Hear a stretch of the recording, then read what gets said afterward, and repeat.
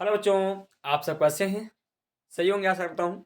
और आज हम लोग प्रोसीड करने वाले हैं क्लास 12 के फिजिक्स का चैप्टर नंबर 10th, विद्युत चुम्बकीय प्रेरण, इलेक्ट्रोमैग्नेटिक फोर्स। बड़ा ही इंटरेस्टिंग चैप्टर है और इस चैप्टर से बहुत से क्वेश्चन बोर्ड एग्जाम में भी आते हैं और बहुत से क्वेश्चन कॉम्पिटिटिव एग्जाम में भी आते हैं। तो आपको इस चैप्टर को विधिवत रूप से पढ़ना है, बोर्ड एग्जाम के लिए भी कॉम्पिटिटिव एग्जाम के लिए भी, दोनों के लिए बहुत ही इंपॉर्टेंट है। तो चलिए स्टार्ट करते हैं आज का लेक्चर। और आज के लेक्चर को आप लोग कॉपी पेन लेकर बैठ जाइए और उसको नोट करते रहिए ताकि आपके नोट्स तैयार होते रहें। कोई दिक्कत जहाँ पर आए तो आप लोग वीडियो को पॉज करके आराम से बैक करके देख करके नोट कीजिएगा। तो चलिए स्टार्ट करते हैं आज का लेक्चर। तो मैं आपका प्यारा छोटा सा चैनल यूनिक ज्ञान एकेडमी, यदि आपने अभी तक उसको सब्सक्राइब नहीं किया तो सब्सक्राइब करके बेल आइकन पे अवश्य क्लिक कर दें ताकि आपको आने वाली नई वीडियो की नोटिफिकेशन सबसे पहले मिले। और मैं श्रवण कुमार राजपूत। चलिए स्टार्ट करते हैं आज के प्यारे से लेक्चर, छोटे से लेक्चर को। और आज के इस लेक्चर को बड़ा खूबसूरत बनाने का कार्य आप लोग ही करेंगे। हमारा जो कार्य है वो हम कर रहे हैं, बाकी आप लोगों पे डिपेंड है। आप इस सेशन को कहाँ तक ले जाते हो ये आप पे निर्भर करता है। तो मैंने अपना कार्य कर दिया और आप लोग भी अपना कार्य करेंगे। सभी को जय हिंद, नमस्कार, थैंक यू। चलिए स्टार्ट करते हैं आज का फिर लेक्चर। तो आज हम लोग समझने आ रहे हैं विद्युत चुम्बकीय प्रेरण। विद्युत चुम्बकीय प्रेरण डालेंगे हेडिंग विद्युत चुम्बकीय प्रेरण। इसको हम इंग्लिश में कहते हैं इलेक्ट्रोमैग्नेटिक इंडक्शन। इलेक्ट्रोमैग्नेटिक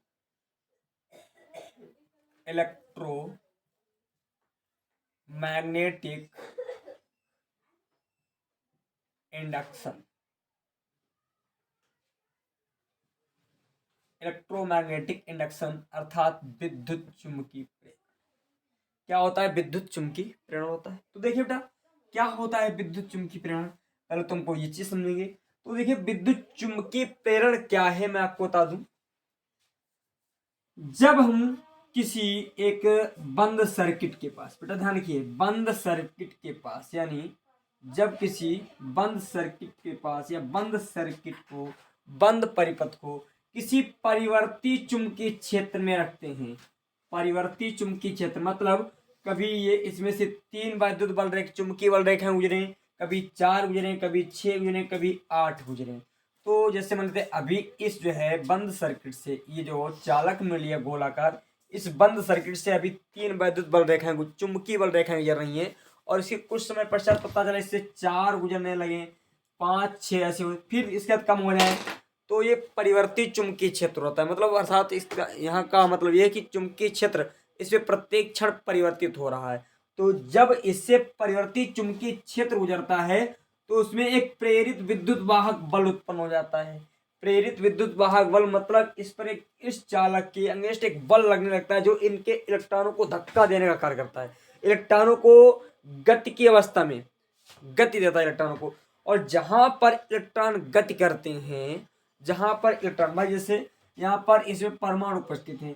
अब यहाँ पर हो क्या रहा है बेटा, जैसे मान लेते हैं इधर से अभी यहाँ पर कोई कण रखा जाए तो उस पर बल उधर क्यों लगेगा।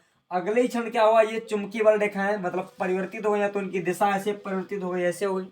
तो अब इस कण पर इधर बल लगेगा।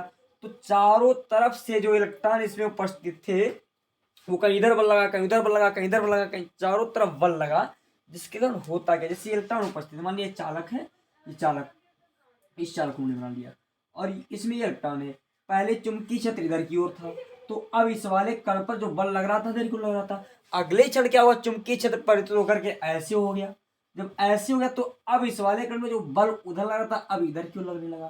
फिर अगले क्षण परिवर्तित होकर के फिर ऐसे हो गया, मतलब अब इधर और फिर ऊपर। तो इसका मतलब चारों दिशाओं में एक बल लगने लगा, जिसके कारण क्या होता है, इलेक्ट्रॉन अपनी स्थिति को छोड़ देता है और फिर क्या करता है, चुंबकीय क्षेत्र की दिशा में कभी कभी मूवमेंट कर, चुंबकीय क्षेत्र की दिशा में मूवमेंट करने लगता है। जब चुंबकीय क्षेत्र की दिशा में मूवमेंट करता है और इलेक्ट्रॉन जहां पर मूवमेंट करेगा, जहां पर इलेक्ट्रॉन मूवमेंट करेगा तो वहां पर धारा का प्रवाह होगा और इसी धारा को हम लोग प्रेरित धारा कहते हैं। और जो बल लगा है इसको हम प्रेरित विद्युत वाहक बल कहते हैं। तो नोट पॉइंट में लिखेंगे, जब किसी बंद चालक को किसी चुंबकीय क्षेत्र में रखते हैं। जब किसी बंद परिपथ को, नोट लिखेंगे, जब किसी बंद परिपथ को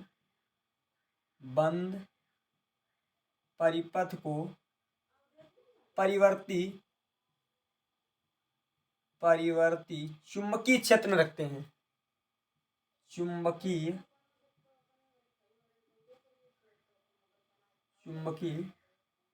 क्षेत्र में रखते हैं,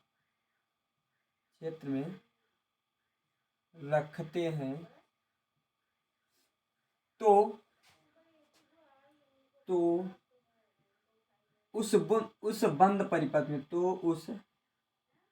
बंद परिपथ में एक विद्युत वाहक बल, उस बंद परिपथ पर लिख लो बेटा, बंद परिपथ में एक विद्युत वाहक बल उत्पन्न हो जाता है। विद्युत वाहक बल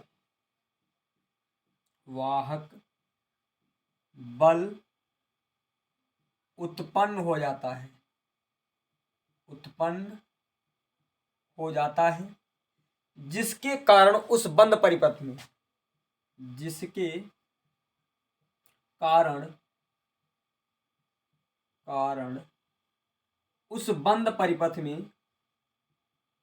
उस बंद परिपथ में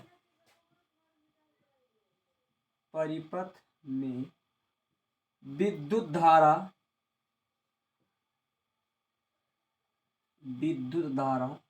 प्रवाहित होने लगती है,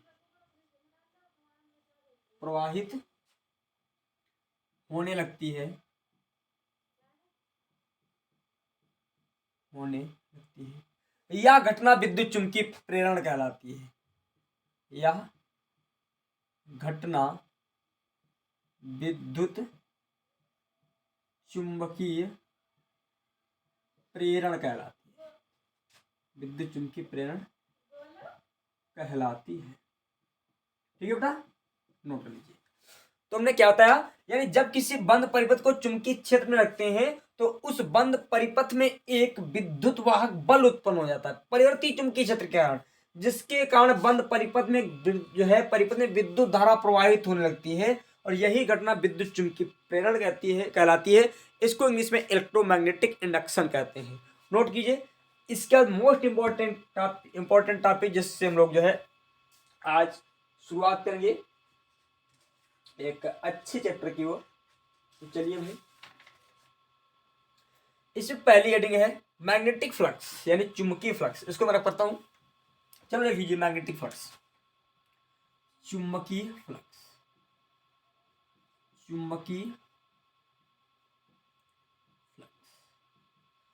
तो पहले चुंबकीय फ्लक्स होता क्या है, मैं आपको नंबर से परिभाषा बता देता हूं। इसका जो है, इसका जो फार्मूला है वो लिखूंगा। चुंबकीय फ्लक्स क्या होता है समझिए बेटा ध्यान से। देखिए, चुंबकीय क्षेत्र में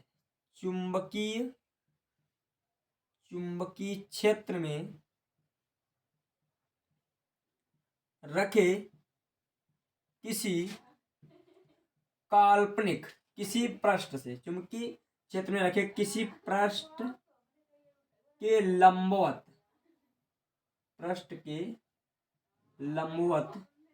होकर गुजरने वाली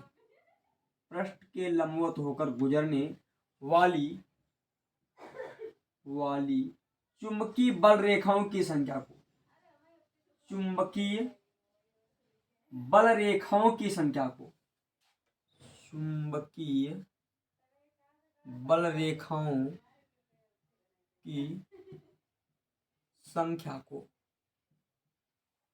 चुंबकीय फ्लक्स कहते हैं। चुंबकीय फ्लक्स कहते हैं। इसे फाई बी से प्रदर्शित करते हैं।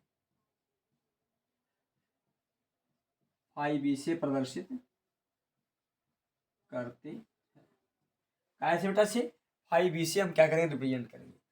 अब पॉइंट को समझिए, चुंबकीय बल रेखाओं की संख्या, बात क्या कही गई है, चुंबकीय बल रेखाओं की संख्या है। दोनों पॉइंटों को समझना बेटा। जैसे मान लिया हमने यहाँ पर एक बंद काल्पनिक प्रश्न हमने बना लिया, काल्पनिक ये रियल भी हो सकता है बेटा, ये रियल भी इसमें जो काल्पनिक हम कह सकते हैं, ये प्रश्न रियल भी हो, चुंबकीय बल रेखा काल्पनिक होती है। तो हमने एक काल्पनिक प्रश्न ले लिया जो है प्रश्न चुंबकीय, और इसमें ये चुंबकीय क्षेत्र बी में रख दिया, मान लेते हैं ये चुंबकीय क्षेत्र हमने क्या रख दिया, एक समान चुंबकीय क्षेत्र बी में, ठीक है, ये चुंबकीय क्षेत्र बी में रखा है। तो इसका एरिया वेक्टर, अभी ये जो प्रश्न रखा है वो कागज तल के ऐसे रखा था, समझ गए, ऐसे जैसे हमारा हाथ है वैसे रखा है। तो इसके लंबवत देखो, ये सभी किरणें जो हैं, जो वैद्युत बल रेखाएं हैं, ये सभी इस पृष्ठ के एरिया से लंबवत गुजर रही है। कितनी गुजर रही है अभी इससे, 1 2 3 4, इनके मध्य जो एंगल बनेगा वो 90 डिग्री का बना है। इस पृष्ठ से देखो 90 डिग्री का बना है, ठीक है, पृष्ठ से एंगल जो बन रहा है 90 डिग्री का बन रहा है। आपको देखने में लग रहा होगा कि ऐसे हैं, ये ऐसे पृष्ठ है ऐसे, और ऐसे रेखाएं यानी देखो ऐसे, तो 90 डिग्री का एंगल बन गया। देखो इधर देखो, समझ रहे हो, 90 डिग्री का, यहाँ हथेली को देख लीजिए, इसको देख लीजिए 90 डिग्री का, तो यहाँ पर जो 90 डिग्री का एंगल बन रहा है। अच्छा, यदि हम चुंबकीय क्षेत्र को थोड़ा प्रबल कर दें, मान लेते हैं दुर्बल चुंबकीय क्षेत्र, थोड़ा कमजोर वाला है चुंबकीय क्षेत्र, यदि हम थोड़ा प्रबल कर दें तो दुर्बल चुंबकीय क्षेत्र कब होता है, जहां पर चुंबकीय बल रेखाओं की जो है संख्या कम होती है, यानी चुंबकीय बल रेखाएं दूर दूर होती हैं, वहां पर दुर्बल होता है। और प्रबल कहां पर होता है, जहां पर चुंबकीय बल रेखाएं बिल्कुल पास पास में होती हैं। तो अब हमने इसी को क्या कर दिया बेटा, प्रबल चुंबकीय क्षेत्र कर दिया, बिल्कुल पास पास में चुंबकीय बल रेखाएं खींच दी। बात को समझिए, देखो पॉइंट यहां से मिलेंगे, बहुत से पॉइंट। आखिर फार्मूला आया तो आया कहां से है,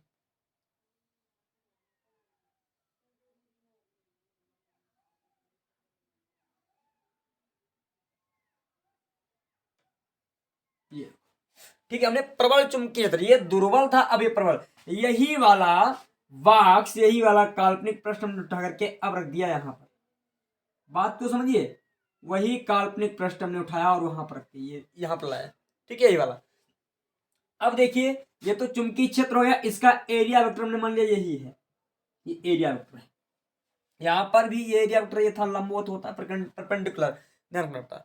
अब देखिए, जब परपेंडिकुलर है यहाँ पर यानी लंबवत है, अब देखिए चुंबकीय बल रेखा कितनी गुजर रही है इस पृष्ठ से, एक, ये वाली भी एक गुजर रही है, 1 2 3 4 5 6 7 8 9 10। पहले कितनी गुजर रही थी, 1 2 3 4, चार गुजर रही थी, पांच गुजर रही थी, पांच गुजर रही थी, और अब कितनी हो गई, 10, ठीक है। हमने क्या किया, जब जो है प्रबल चुंबकीय क्षेत्र कर दिया, जब प्रबल चुंबकीय क्षेत्र कर दिया तो फ्लक्स बढ़ गया, क्योंकि फ्लक्स क्या है, चुंबकीय बल रेखाओं की संख्या है, तो संख्या बढ़ गई। अब हमने क्या किया, ठीक है, यदि हम एरिया को बढ़ा दें, भाई यही वाला चुंबकीय क्षेत्र रखें, अब ये पृष्ठ जो छोटा सा था, हमने इसी काल्पनिक पृष्ठ को कर दिया इतना बड़ा, ये देखो इतना बड़ा कर दिया।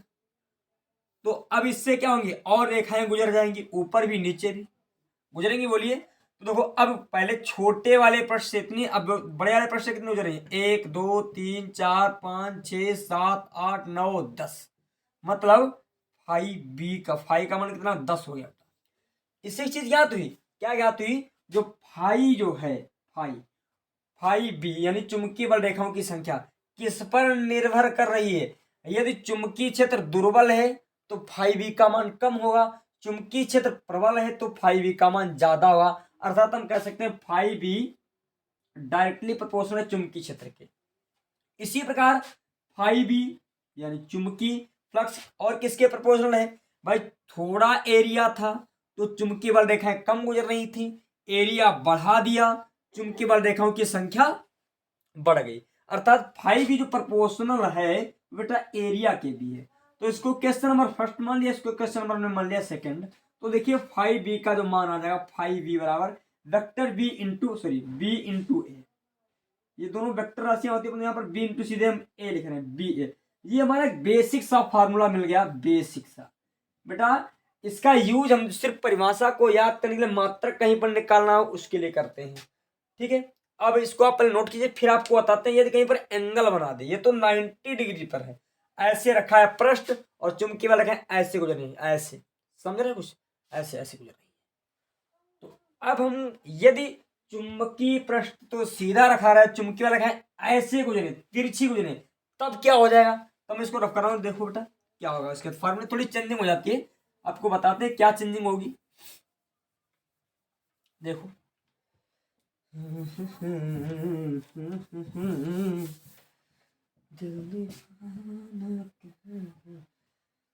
देखो भाई, चलिए यार सर बहुत ज्यादा मार्कर भाई गिर रहा। देखो अब की बार पृष्ठ को ऐसे ही रखा, बिल्कुल अभी वैसे कोई प्रश्न में चेंजिंग नहीं की, जैसे पहले रखा था अभी भी सर वैसे ही रखा है, कोई दिक्कत नहीं।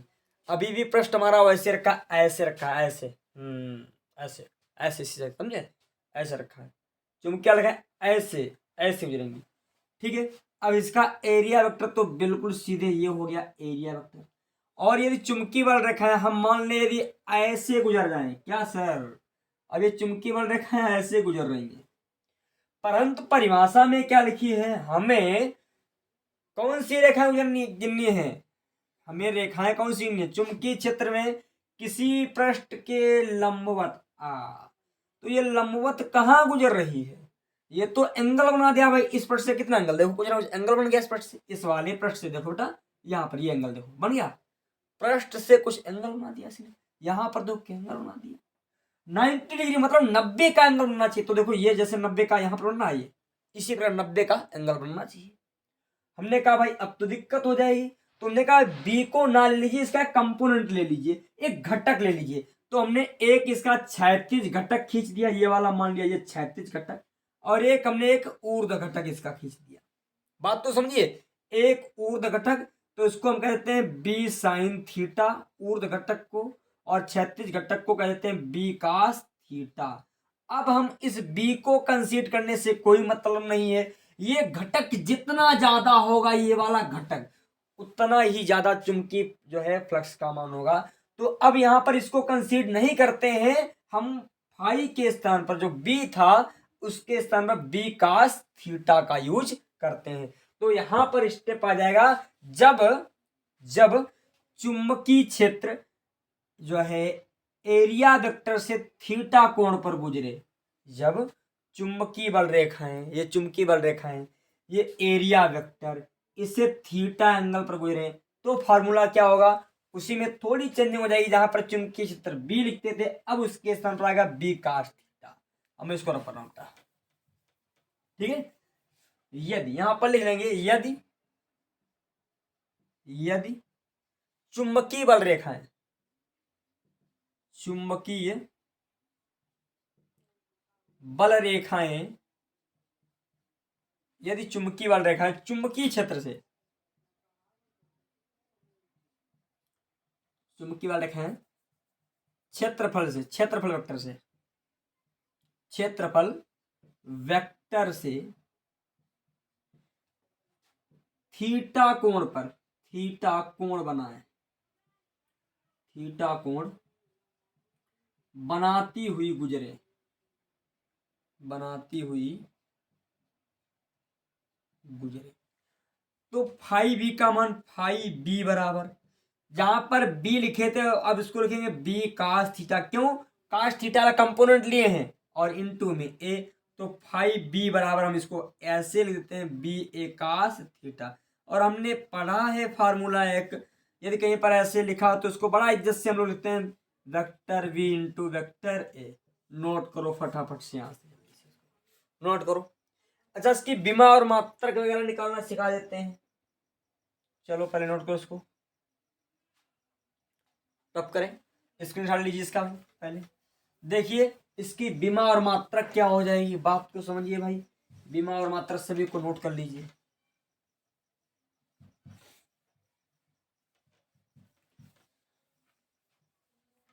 देखो अभी हमने फाई बी बराबर बी इंटू ए, भैया चुंबकीय क्षेत्र का मात्रक होता है टेस्ला, चुंबकीय क्षेत्र बी का मात्रक होता है टेस्ला, और ए एरिया का, यानी ए जो है एरिया का मात्रक होता है मीटर स्क्वायर। तो एक तो इसका ये मात्रक होता है टेस्ला मीटर स्क्वायर। अच्छा, ये तो हमारा जो है एक व्यवहारिक मात्रक है, ये जो हमारा व्यवहारिक मात्रक है बेटा, व्यवहारिक, इसको हम रियलिटी जो है व्यवहार में प्रयोग करते हैं, व्यवहारिक लिख लो सर। चलो भाई जनरल लिख दिया, ठीक है, जनरल मात्रक। अच्छा, इसका एसआई पद्धति में मात्रक क्या होगा? तो देखिए एसआई पद्धति में चुंबकीय क्षेत्र का जो मात्रक होता है हम यहाँ से निकाल के दिखा देते हैं, हालांकि आपको सबको याद भी होगा, पर यहाँ से निकालने का तरीका सीख लो बेटा। एफ बराबर आई बी एल, आप लोगों ने पढ़ा होगा, बिल्कुल पढ़ा होगा। बी को इधर रखिए, एफ बटे आई एल कर दीजिए, आई एल। बल का मात्रक होता है न्यूटन, बल का मात्रक न्यूटन। धारा का मात्रक एम्पियर होता है, बिल्कुल सही बात है। लंबाई का मात्रक मीटर होता है, यही हमारा क्या चुंबकीय क्षेत्र का मात्रक हो गया। तो इसका मात्रक न्यूटन प्रति एम्पियर मीटर हो जाएगा, न्यूटन प्रति एम्पियर मीटर, ठीक है। और इनटू में हमारा एरिया है, एरिया का भी मात्रक होता है मीटर स्क्वायर, स्क्वायर से कटेगा तो जो मात्रक आएगा न्यूटन मीटर प्रति एम्पियर, न्यूटन मीटर प्रति एम्पियर। इसी ये एसआई मात्रक है बेटा, एसआई मात्रक, और इसी को हम कहते हैं वेबर भी, नोट कर लीजिए पॉइंट जल्दी से, ठीक है। अच्छा, इसकी बीमा निकालना चाहे तो बीमा क्या आ जाएगी, पहले इसको आप नोट करो फिर आपको बताते हैं। बीमा देखिए, चलो बीमा समझ लीजिए, बीमा क्या हो जाएगी इसकी, ये नोट करते रहना भाई। देखो अभी हमने क्या मात्रक निकाली, इसी को हमने वेबर कहते हैं, ये इसका मात्रक था न्यूटन मीटर, यानी न्यूटन, बीमा लिख लीजिए बेटा, बीमा, बीमा। तो अभी हमने मात्रक जो निकाला वो क्या था बेटा, न्यूटन, और 1 मीटर जो है ऊपर है, पूरे के बटे है एम्पियर, पूरे के बटे एम्पियर, यानी न्यूटन जो है बल, बल की बीमा होती है यम एल टी की पावर -2। मीटर है यहाँ पर क्या बेटा, दूरी है, मीटर जो है दूरी का मतलब यानी एल लिखेंगे। एम्पियर का होता है ए, ठीक है। तो देखिए इसको ऊपर ले जाएंगे तो हो जाएगा यम, तो ऐसे रहेगा यल और यल जुड़ जाएंगे तो यल स्क्वायर, टी की पावर -2 और 1 की पावर -1, ये इसकी बीमा हो जाएगी। आप लोग इसको नोट कर लीजिएगा, ठीक है, नोट करो जल्दी से। चलो स्क्रीन डाल लीजिए आप इसका। इसके बाद थोड़ा प्रयोग हम आपको बताते हैं, बातों को समझिए ध्यान से। चलो फिर प्रयोग किया गया, और ये प्रयोग जो किसने किया था, ऑस्ट्रेड ने प्रयोग किया गया था, वैज्ञानिक और फैराडे ने, सॉरी फैराडे ने प्रयोग किया था। क्या क्या प्रयोग बताते हैं आपको। इन्होंने क्या किया, चुंबकीय क्षेत्र में, बात को समझिए, चुंबकीय क्षेत्र में, ये चुंबकीय क्षेत्र ले लिया,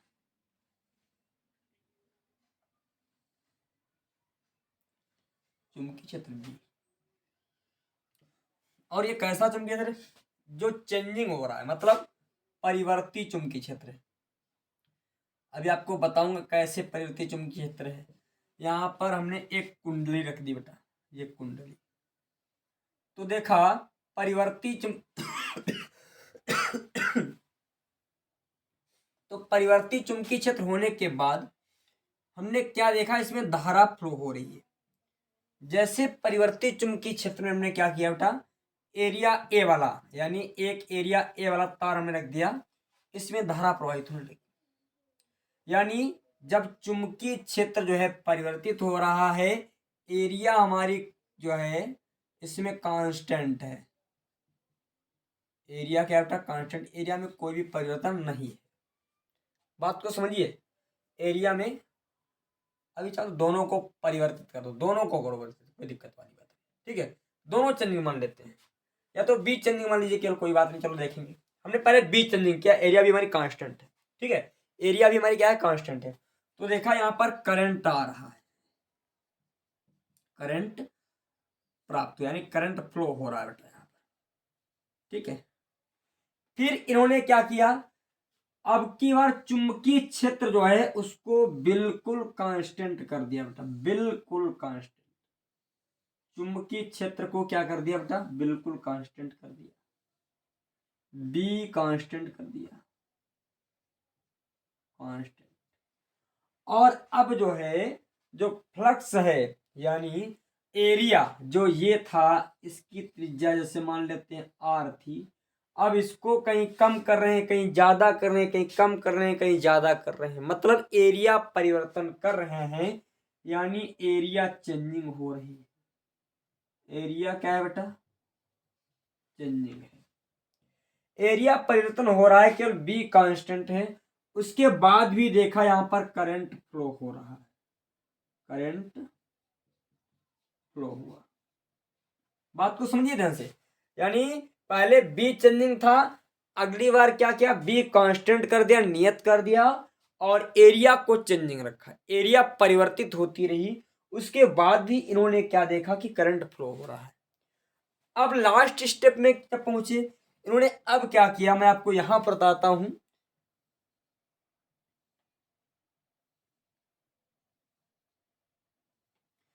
यहां पर इन्होंने बी को भी कांस्टेंट कर दिया, सर बी को कांस्टेंट कर दिया और ए को भी कांस्टेंट कर दिया, ए को भी कांस्टेंट कर दिया। अब ये जो कुंडली रखी थी उसका एरिया तो कांस्टेंट हो गया, परंतु अब इन्होंने किया क्या है, इसको घुमाने लगे हैं। इस कुंडली को ऐसे ऐसे ऐसे घुमा रहे, ऐसे ऐसे बहुत तेज ऐसे ऐसे घुमा रहे। जब इस कुंडली को घुमाया तो देखा करंट फ्लो हुआ, करंट फ्लो। तो अब बात आई आखिर करंट फ्लो क्यों हुआ, करंट फ्लो क्यों हुआ।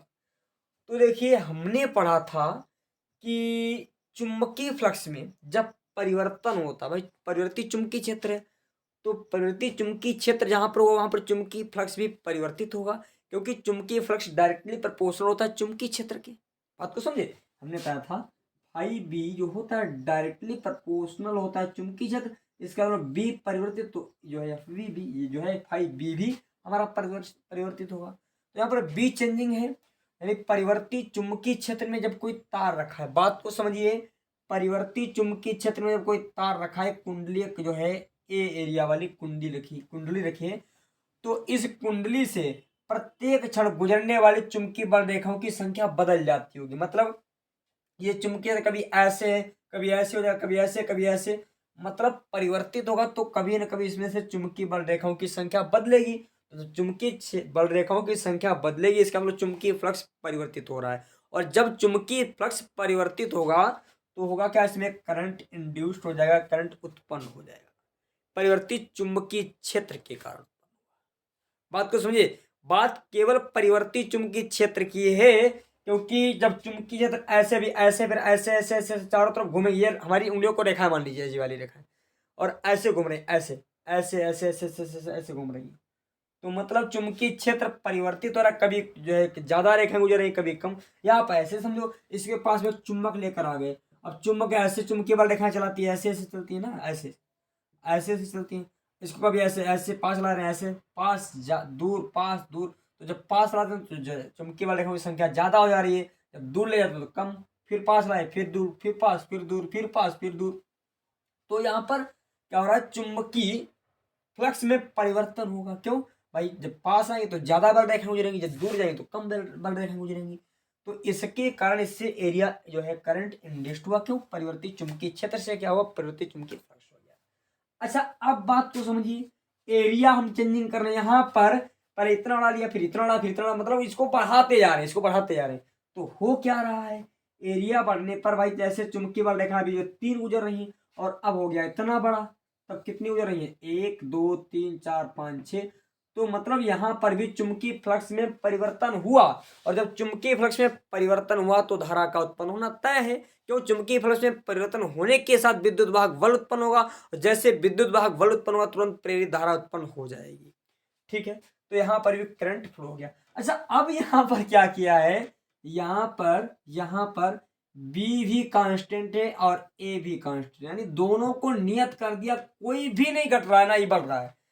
सिर्फ हमने किया क्या, अब इस कुंडली को ऐसे ऐसे घुमाना, ऐसे समझिए, हमने फाई बी बराबर पढ़ा है बी ए कास थीटा, मतलब अब थीटा परिवर्तित हो रहा है। क्यों, कभी ऐसे रखा है और ऐसे ऐसे ऐसे ऐसे ऐसे घूम रहा है ऐसे चारों तरफ। जब थीटा परिवर्तित हो रहा है तो इसी के कारण चुंबकीय फ्लक्स में भी परिवर्तन हो जा रहा है। कभी शून्य हो रहा है, कभी ज्यादा हो रहा है, कभी माइनस में जा रहा है। अब तो समझिए, माइनस में नहीं जा सकता बेटा, गलत बात। माइनस में नहीं, शून्य हो सकता, माइनस में नहीं जाएगा। तो मतलब कभी कम कभी ज्यादा हो रहा है, तो जिसके कारण क्या हो रहा है, यहाँ पर धारा उत्पन्न हो रही है। यही है इनके प्रयोग, फैराडे के प्रयोग। अच्छा, फैराडे ने और बताई कि इसको यदि तुम घुमाओ फिराओ किसी को ना, तुम इसको चेंज किए, मतलब आपने क्या किया, चुंबक ली, मैं आपको बता, जैसे कुंडली रख ली आपने, बात को समझिए, ये तुमने ऐसे कांस्टेंट रूप से बता दिया समझाने के लिए। इसको नोट करना चाहो नोट भी कर सकते हो, बैक करके आराम से चित्र बना करके यहाँ पर लिखना। जब चुंबकीय क्षेत्र बी परिवर्तनशील हो तो एक करंट इंड्यूस्ड होता है, यानी करंट उत्पन्न होता है। क्यों उत्पन्न होता है बताना है आपको, क्योंकि एरिया से, यानी जो है बंद पृष्ठ से गुजरने वाली चुंबकीय बल रेखाओं की संख्या बढ़ जाती है। बी चेंजिंग होने, यानी अब इसके बाद एरिया चेंज होगा। तो जब चुंबकीय क्षेत्र नियत था, परंतु एरिया चेंज होने के कारण एरिया से गुजरने वाले चुंबकीय बल रेखाओं की संख्या परिवर्तित हो रही है, यानी चुंबकीय फ्लक्स परिवर्तित हो रहा है। यहाँ पर फिर जो है इसका दोनों को जब कांस्टेंट किया तब क्या लिखना है, तब क्या लिखना है, जब हम कुंडली को किसी अक्ष के परितः घुमाने लगते हैं तो कुंडली के एरिया, कुंडली के क्षेत्रफल वेक्टर तथा चुंबकीय बल रेखाओं के बीच का एंगल प्रतिक्षण परिवर्तित हो रहा है, जिसके कारण चुंबकीय फ्लक्स में परिवर्तन होने लगता है। यही कारण इसके द्वारा भी धारा उत्पन्न हो जाती है। चलो, यहाँ तक तो दिक्कत बिल्कुल नहीं होनी चाहिए आपको। अब देखिए इन्होंने क्या बताया, जैसे हम आपको एक बेसिक बता देते हैं। जैसे ये इन्होंने क्या किया, ये कुंडली रख लिया ऐसे, ये कुंडली इन्होंने, अब इसके पास एक इसमें जो है विक्षेप माप आदि, ये है धारा माप। अब इसके पास एक चुंबक लाए, चुंबक का उत्तरी ध्रुव, चुंबक का उत्तरी, तो उत्तरी ध्रुव से जैसे मानते ये दक्षिणी ध्रुव है, तो ऐसे चुंबकीय बल रेखाएं जाएंगी, ये यन है, ऐसे जाएंगी, ऐसे ऐसे, समझे कुछ। ये चुंबकीय बल रेखाएं काटती नहीं, जो यहाँ पर दिखा दिया काट रही है। तो अब हमने क्या किया, इस चुंबक को ऐसे ऐसे खचक खचक खचक खचक खचक पास ला रहे हैं, दूर ले जा रहे हैं, पास ला रहे हैं, दूर ले जा रहे हैं। जब पास में लाएंगे तो चुंबकीय बल रेखाएं ज्यादा आ जाएंगी इसके अंदर, दूर ले जाएंगे तो कम हो जाएंगी। पास लाए ज्यादा, दूर लाए कम, पास लाए ज्यादा, दूर लाए कम है। मतलब इस कुंडली से भी गुजरने वाला चुंबकीय फ्लक्स प्रतिक्षण परिवर्तित हो रहा है, प्रतिक्षण परिवर्तित हो रहा है, जिसके कारण धारा फ्लो हो रही है। अभी तक मैं आपको वही बता रहा था ऐसे ऐसे करके ना बेटा, कि इस प्रकार चुंबकीय फ्लक्स में परिवर्तन किया जाता है। एरिया परिवर्तन करने का मतलब यह है कि भैया हम यहाँ पर बैठे हैं, कि कभी ये वाली कुंडली रख दी, इसमें देखा धारा को माप करके, फिर दूसरी कुंडली रखी, उसमें देखा धारा माप करके, ऐसे एरिया परिवर्तन करने। फिर अगला जो है इसको स्थिर का, और ऐसे हमने चुंबकीय ये कुंडली घुमाना स्टार्ट की, ऐसे घुमा रहे बहुत तेज। जब बहुत तेज से घुमा रहे तो इससे गुजरने वाली चुंबकीय बल रेखाओं की संख्या प्रतिक्षण परिवर्तित होने लगती है। बात को समझ में बिल्कुल सर। अब देखिए फैराडे के नियम बताते हैं। अच्छा, इन्होंने ये चीज और भी बताई कि अब आपको ये नहीं कि जरूर तुम इन दोनों को किसी को जो है हिलाओ, नहीं, बिना हिलाए भी काम चलेगा। कैसे काम चलेगा देखो, इन्होंने बताया अब ये तुमको धारा उत्पन्न करनी है, तो एक कार्य करो, एक कुंडली ले लो, उसको जो है डीसी धारा स्रोत से जोड़ दो। किससे, डीसी धारा स्रोत से इसको जोड़ दिया। इसके पास में एक अन्य कुंडली है जिसमें कोई भी धारा प्रवाहित नहीं हो रही थी, कोई भी धारा प्रवाहित नहीं हो रही थी। जब इससे तुमने धारा प्रवाहित की तो इसके कारण जो चुंबकीय क्षेत्र उत्पन्न हुआ, इसके कारण जो चुंबकीय क्षेत्र उत्पन्न हुआ, यहां पर भी हम जो है जो प्रयोग करते हैं, इसमें प्रत्यावर्ती धारा का भी प्रयोग करते हैं बेटा, प्रत्यावर्ती धारा का। क्यों, ये प्रत्यावर्ती धारा का इसलिए प्रयोग करते हैं, यहाँ पर दिखा देते हैं प्रत्यावर्ती धारा। उसके द्वारा जो है उत्पन्न चुंबकीय क्षेत्र प्रतिशत परिवर्तित होगा। तो यहाँ पर ये जो धारावाही प्रणालिका होती है चुंबक की भांति कार्य करती है, ये आपको पता होना चाहिए, कक्षा 10 में आप लोग बहुत अच्छी तरीके से पढ़े होंगे ऐसे। तो ये जब परिवर्तित हो रहा है तो इससे गुजरने वाली चुंबकीय बल रेखाओं की संख्या परिवर्तित होने लगती है, जिसके कारण ऐसे भी आप धारा उत्पन्न कर सकते हो। मतलब ये हिलाना डुलाना कुछ नहीं है, कोई एक तार ले लीजिए, उसमें करंट फ्लो कर दीजिए, उसके पास एक अन्य कुंडली रख दीजिए, उससे भी धारा प्रवाहित होने लगती है। इसी को हम कहते हैं विद्युत चुंबकीय प्रेरण। अब इन्होंने फैराडे का पहला नियम क्या है, बहुत अच्छा नियम है। इन्होंने कहा धारा उत्पन्न तो हो रही है, धारा उत्पन्न कितनी होगी, कैसे उत्पन्न होगी, ये चीज इन्होंने बताई अपने नियम में, फैराडे के विद्युत चुंबकीय नियम। इन्होंने क्या था, पहला लिखेंगे फैराडेज लॉ है, फैराडे के विद्युत चुंबकीय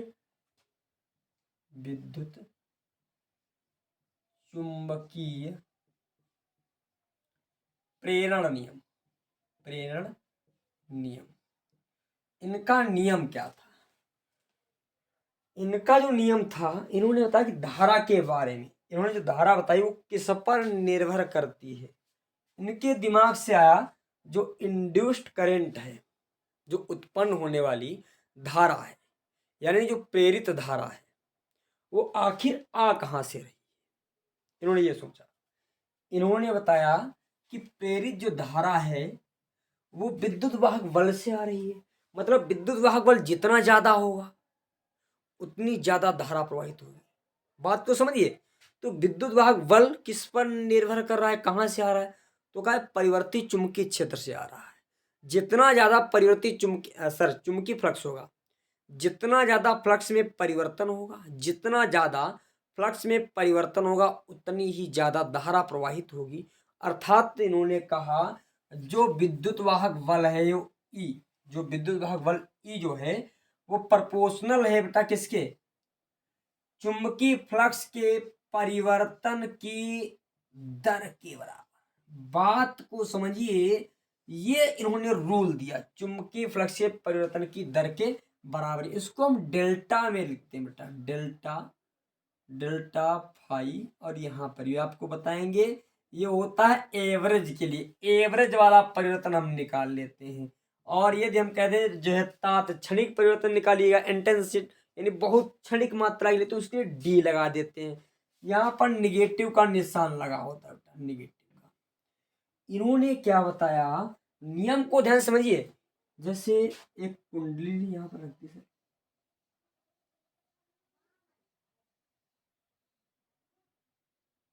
ये कुंडली आपने रख दिया, यहाँ पर एक चुंबक लेकर आए, चुंबक, ये एन सिरा है और ये एस सिरा है। अब ये चुंबकीय बल रेखाएं ऐसे गुजर रही हैं, इससे सब बिल्कुल गुजर रही हैं, कोई दिक्कत वाली बात नहीं, किसी को समस्या भी नहीं है, गुजरने दो। क्या इस समय क्या धारा का प्रवाह होगा, नहीं होगा। क्यों कि चुंबकीय बल रेखाएं इससे गुजर तो रही हैं, परंतु परिवर्तन होना चाहिए। तो इसका मतलब हमें क्या करना पड़ेगा, इसको ऐसे उधर ले जाना पड़ेगा, ऐसे लाना पड़ेगा, उधर ले गए फिर लाए, उधर ले गए फिर लाए। जब उधर ले जाएंगे तो ये चुंबकीय बल रेखाएं थोड़ी कम होंगी, इससे भाई चुंबकीय बल रेखाओं की संख्या क्या हो जाएगी, कम हो जाएगी। और जब पास में लाएंगे तो ज्यादा हो जाएगी। इसका मतलब फ्लक्स में जितना ज्यादा परिवर्तन होगा, जितना ज्यादा, जितना कम समय में, ऐसे ला रहे हैं भैया, इसको ले गए ऐसे, दूर ले गए फिर पास लाए, दूर ले गए फिर पास लाए, फिर दूर ले गए फिर पास लाए, फिर दूर ले गए। दूर और पास जितनी तीव्रता से ले जाओगे भाई, जब पास में लाए तो ज्यादा चुंबकीय फ्लक्स, दूर ले गए कम, पास में लाए ज्यादा, दूर ले गए कम, पास में लाए तो ज्यादा। तो मतलब चुंबकीय फ्लक्स में परिवर्तन जितना ज्यादा होगा, तो इसीलिए बोल दिया गया यह परिवर्तन की दर, क्या बोल दिया, परिवर्तन की दर बोल दी। अच्छा अभी जो है हमारी कैमरा थोड़ा तिरछा हो गया था, कोई बात नहीं, समझ लीजिए, लग रहा थोड़ी वीडियो की क्वालिटी बेटर जो है। चलिए देखिए बेटा, हमारा जो है जो रियलमी स्टूडियो ऐसा ही है, जैसा आपने देख लिया होगा अभी, रोल के अंदर बोल रही है, कोई बात नहीं, बस सपोर्ट आप लोग सभी लोगों का चाहिए। चलो देखिए, इन्होंने क्या बताया कि ऐसे घूम रहा है, ऐसे, तो जितना ज्यादा परिवर्तन होगा, जितना ज्यादा चुंबकीय फ्लक्स में जितना ज्यादा परिवर्तन, और वो नहीं, परिवर्तन की दर कितने समय में कितना ज्यादा हो रहा है। बात ये भी है कि आप 1 घंटे में ऐसे गए, ऐसे लेकर पहुंच गए, फिर ऐसे ऐसे चलो, मरे मरे जिसको कहते हैं, धीरे धीरे। जब धीरे धीरे चलोगे तो इसका मतलब धीरे धीरे करंट फ्लो होगा। जैसे आपने देखा हो पंखा चलता है, मतलब बड़ा गजब की चीज है। आप एक जो है कुंडली ले लीजिए, उसके बाद चुंबक ऐसे धीरे धीरे लाओगे, धीरे धीरे करंट पंखा चले, ऐसे चलेगा ना, ऐसे, और ऐसे ऐसे बहुत बहुत ऐसे ऐसे पंखा ऐसे चल रहा है बहुत तेजी से। मतलब जितनी ज्यादा परिवर्तन होगा उतना ज्यादा विद्युत वाहक बल उत्पन्न होगा, और जितना ज्यादा विद्युत वाहक बल उत्पन्न होगा उतनी तीव्रता से धारा प्रवाहित होगी, उतनी तीव्रता से धारा प्रवाहित होगी। बात समझ में आई कुछ, कि जितना ज्यादा चुंबकीय बल होगा उतनी ही तीव्रता से धारा प्रवाहित होगी। तो इनका जो नियम क्या है, इन्होंने नियम बताया, जब किसी वैद्युत परिपथ के बद्ध फ्लक्स में बद्ध फ्लक्स के चुंबकीय, यानी जब किसी, लिख लीजिए, जब किसी वैद्युत परिपथ से जो है वैद्युत परिपथ के बद्ध चुंबकीय फ्लक्स में परिवर्तन होता है, नोट पॉइंट में लिखेंगे फैराडे के प्रथम नियम, यहां पर लीजिए प्रथम नियम, प्रथम नियम फैराडे के प्रथम नियम के अनुसार, फैराडे के प्रथम नियम के अनुसार किसी चुंबकीय, यानी चुंबकीय क्षेत्र में, चुंबकीय क्षेत्र में रखे किसी बंद परिपथ से गुजरने वाले चुंबकीय, बंद परिपथ में उत्पन्न, लिखो, बंद परिपथ में उत्पन्न विद्युत वाहक बल उस बंद परिपथ या पृष्ठ से, उस बंद परिपथ से गुजरने वाले वैद्युत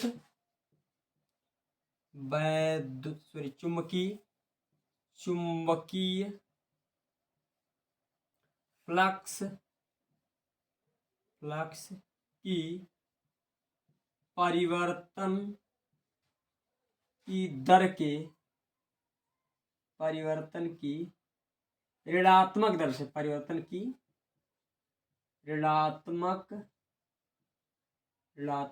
दर के समानुपाती होता है।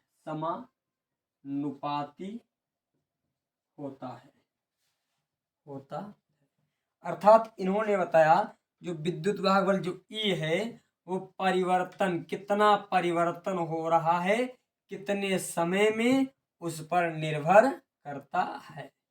dϕ/dt ऋणात्मक का चिन्ह लगा क्यों है ये मैं बताऊंगा, ये किस कारण लगाया जाता है ऋणात्मक का चिन्ह, फिर आपको बताऊंगा। अच्छा, इनका दूसरा नियम और लेंज का नियम लगभग में सेम है, दिक्कत नहीं होगी, मैं आपको एक ही नियम बता देता हूँ। अच्छा, कुछ बुक्स में नियम अलग अलग तरीके से दे देते हैं, दूसरा नियम भी आपको बताइए, ऐसे भी कह सकते हो दूसरे नियम में इन्होंने ये बताया, दूसरा नियम, ये तो दूसरा प्रयोग हो जाएगा, नियम लिख लो उनका नियम। इन्होंने बताया कि धारा उत्पन्न तो होगी, परंतु धारा की दिशा क्या होगी, ये बात थी कि धारा तो उत्पन्न हो रही है परंतु इसकी धारा की दिशा क्या होगी। तो यहाँ पर पहले जो है नियम नोट कर देते हैं। तो नियम क्या है, किसी परिपथ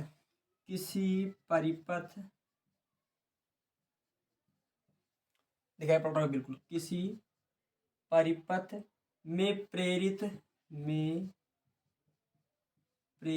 विद्युत वाहक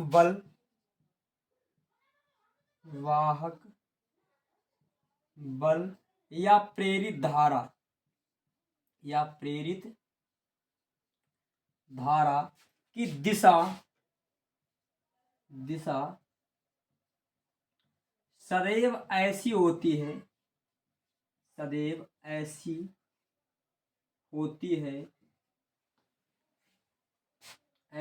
कि उस कारण का विरोध करती है, उस कारण का विरोध करती है, करती है जिससे वह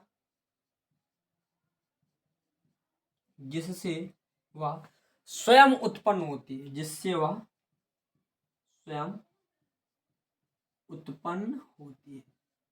ये नियम है और इसे ही हम लेंज का नियम भी कहते हैं। नोट पॉइंट में ये भी लेना है, इसे लेंज का नियम भी कहते हैं, इसे लेंज का नियम भी कहते हैं। दोनों नियम इसी में आ गए। यही फैराडे का दूसरा नियम भी है और इसी को लेंज का नियम भी कहते हैं। आप एक काम करना, इसको फैराडे का द्वितीय नियम डाल करके एक बार हेडिंग लिखना और एक बार इसी को लेंज का नियम डाल करके हेडिंग लिखना, ठीक है। फिर आपको बताते कैसा है इसका नियम, इनको मैं समझाता हूँ। पहले आप लीजिए, किसी परिपथ में प्रेरित विद्युत वाहक बल या प्रेरित धारा की दिशा सदैव ऐसी होगी कि होती है कि उस कारण का विरोध करते जिससे वह स्वयं उत्पन्न होती है। अब इसको समझाऊंगा, अभी थोड़ा बाउंस कर रहा हूँ, कोई बात नहीं, थोड़ा बाउंस कर रहा होगा, अभी ऑटोमेटिक समझ में आ जाए क्या हम कह रहे हैं, क्या बोलना चाह रहे हैं, क्या बता रहे हैं आपको। देखो बेटा, समझिए ध्यान से समझिए। ये हमने मान लिया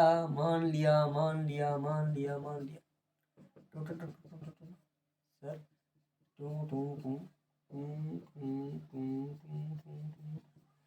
इसमें जैसे ये चुंबकीय क्षेत्र परिवर्तित है, बात को समझिए। चुंबकीय क्षेत्र परपेंडिकुलर है काज तल के नीचे, ठीक है।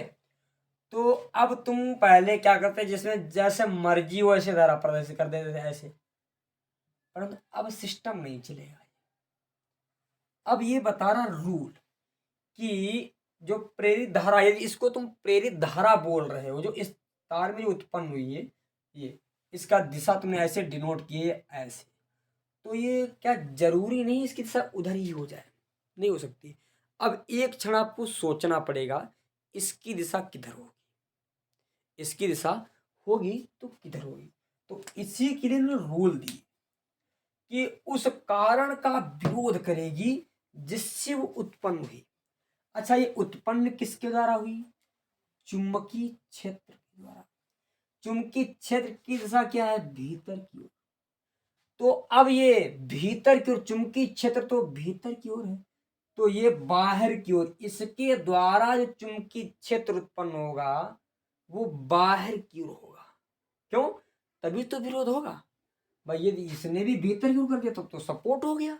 विरोध कब होगा? यदि ये चुंबकीय क्षेत्र भीतर की ओर है और ये इसमें जो धारा प्रवाहित हुई है और ये चुंबकीय क्षेत्र बाहर की ओर करे, ऐसे ऐसे ऐसे, फिर टक्कर का मामला यूं ऐसे। ये तो भीतर की ओर और ये बाहर की ओर, तभी जो है विरोध प्रदर्शित होगा। तो अब इसमें धारा को देखो, क्या सही बात है। तो अब जैसे दायां हाथ हमारा यही तो है सर, दाहिना हाथ यही है, यही वाला दाहिना हाथ।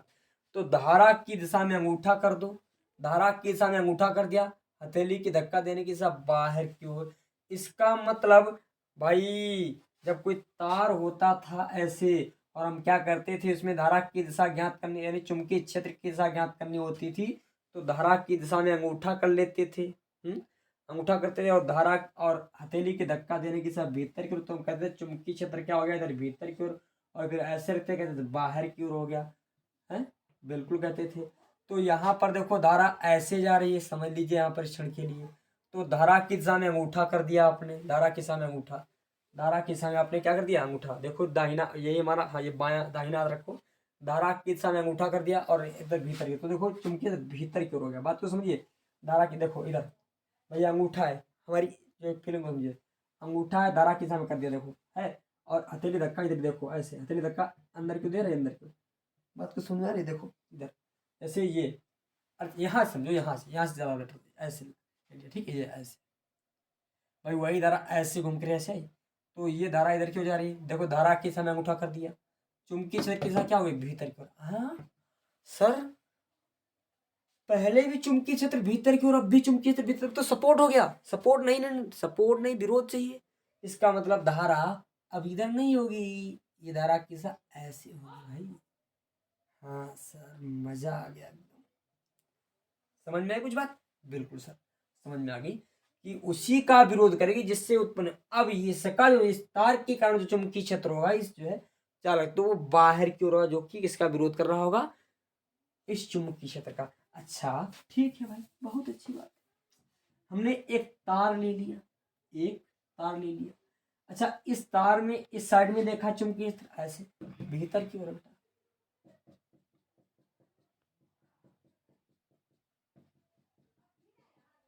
अब यहाँ पर एक हमने अन्य एक लूप रख दिया, बंद। बेटा बंद होगा तभी धारा प्रवाहित होगी। इसमें धारा की दिशा क्या होगी, सर सो सिंपल, ऐसी होगी। बिल्कुल राइट, ऐसी होगी। ज्ञात कर सकते हो।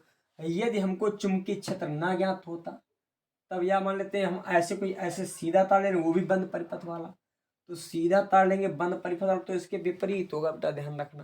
किसके विपरीत, जैसे मान लेते हैं यहाँ पर एक सीधा तार रख दिया, सीधा है और बंद परिपथ वाला है।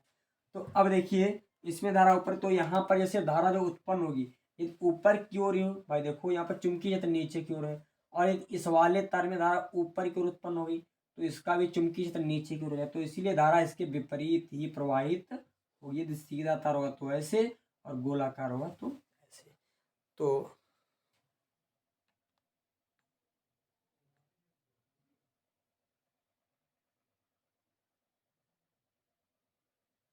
चलो भाई, अब बहुत बार कैमरा आपका हिल गया, मैं देख नहीं पाया, कोई बात नहीं, थोड़ा माफ़ कीजिएगा। कल से मैं इसको लॉक कर दिया करूँगा, आज लॉक पे नहीं था। चलो, आज बहुत ज़्यादा डिस्टर्ब हुआ है भाई आज की वीडियो। चलो कोई बात नहीं, हो जाता है कभी कभी। और चलो फिर आज के सेशन को करते हैं हम यहीं पर फिनिश। सभी को गुड नाइट, गुड मॉर्निंग, जिस समय देख रहे हो सभी को नमस्ते, थैंक यू, धन्यवाद।